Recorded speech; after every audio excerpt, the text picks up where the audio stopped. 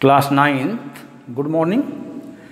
काव्यखंड का पहला पाठ साखिया, जिसके कवि हैं कबीरदास जी। आज हम साखिया का पहला दोहा जिसके विषय में जानेंगे। पहला दोहा है, मान सरोवर सुभर जल हंसा अकेली कराय, मुक्ता फल मुक्ता चुगे अब उड़ अनत न जाय। इस दोहे का संदर्भ प्रस्तुत दोहा हमारी पाठ्य पुस्तक क्षितिज भाग 1 के साखिया नामक शीर्षक से उद्धृत है। इसके कवि ज्ञानमार्गी शाखा के श्रेष्ठ कवि कबीरदास जी हैं। इस पहले दोहे में या प्रस्तुत दोहे में कवि यह बताना चाहते हैं कि ईश्वर का निवास स्थान हमारी शरीर ही है, उसे अन्यत्र कहीं ढूंढने की कोई जरूरत नहीं है।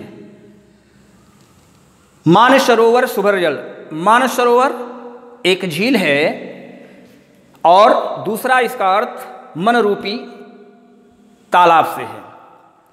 कवि कहता है कि मानस सरोवर झील जल से लबालब यानी पूर्ण रूप से भरी हुई है और उस भरे हुए झील में हंस रूपी जीवात्मा क्रीड़ा करती है, खेलती है, जो मोती को चुगती है। यानी हंस मोतियों को चुग रहा है उस भरी हुई झील में। ऐसे आनंददायक स्थान को छोड़ करके वह अन्यत्र कहीं नहीं जाना चाहता है। अर्थात इस मन रूपी तालाब में हमारी जो जीवात्मा है, जीवात्मा रूपी हंस इस आनंददायक जल में क्रीड़ा करता है। जीवात्मा रूपी हंस विचरण करता है और वह आनंद के मोतियों को चुगता है।